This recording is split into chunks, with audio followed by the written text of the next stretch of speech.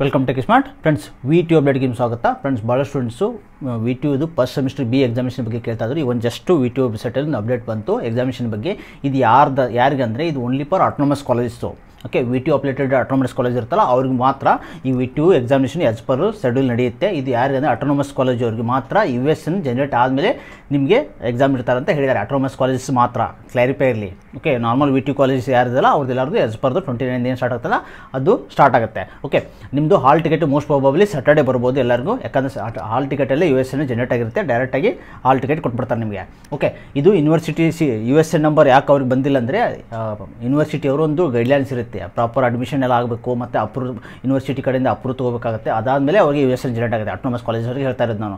ವಿ.ಟಿ.ಯು ಅವರಿಗೆ ಸಪ್ರೇಟು ಎಲ್ಲ ಸೇರಿ ಒಂದೇ ಇರುತ್ತಲ್ವ, ಅದಕ್ಕೋಸ್ಕರ ಎಟ್ ಎ ಟೈಮ್ ಎಕ್ಸಾಮ್ ನಡೆಸ್ತಾ ಇದ್ದಾರೆ. ಆಮೇಲೆ ವಿ.ಟಿ.ಯುದು ಸಪ್ರೇಟಾಗಿ ಕ್ವಶನ್ ಪೇಪರ್ಸ್ ಇರುತ್ತೆ. ಆಲ್ ಓವರ್ ಸೇರಿ ಒಂದೇ ಕ್ವಶನ್ ಪೇಪರ್. ಆಟೋನಮಸ್ ಕಾಲೇಜಲ್ಲಿ ಅವ್ರವ್ರ ಕಾಲೇಜಲ್ಲಿ ಅವರು ಕ್ವಶನ್ ಪೇಪರ್ಸು ತೆಗಿತಾರೆ. ಸೊ ಅದಕ್ಕೋಸ್ಕರ ಅವ್ರದ್ದು ಯು.ಎಸ್.ಎನ್ ಜನರೇಟ್ ಆದಮೇಲೆ ಅವ್ರದ್ದು ಎಕ್ಸಾಮ್ ನಡೆಸ್ತಾರೆ ಅಂತ ಹೇಳಿದ್ದಾರೆ. ಸೊ ನಾರ್ಮಲ್ಲು ಏನು ವಿ.ಟಿ.ಯು ಕಾಲೇಜ್ ಸ್ಟೂಡೆಂಟ್ ಇದ್ದಾರೋ ಅವ್ರದ್ದು ಆ್ಯಸ್ ಪರ್ ಶೆಡ್ಯೂಲ್ ನಡೆಯುತ್ತೆ. ಏನು ನೀವು ಹೆದರಬೇಕಾಗಿಲ್ಲ, ನಿಮ್ಮದು ಎಕ್ಸಾಮಿನೇಷನ್ ಆ್ಯಸ್ ಪರ್ ಶೆಡ್ಯೂಲ್ ನಡೆಯುತ್ತೆ. ಸೊ ನೀವು ಓದ್ತಾ ಇರಿ. ಓಕೆ, 29ಗೆ ಪ್ರಿಪೇರ್ ಆಗಿರಿ, ಎಕ್ಸಾಮ್ ಕರೆಕ್ಟಾಗಿ ಮಾಡಿ. ಎಲ್ಲರಿಗೂ ಆಲ್ ದ ಬೆಸ್ಟು.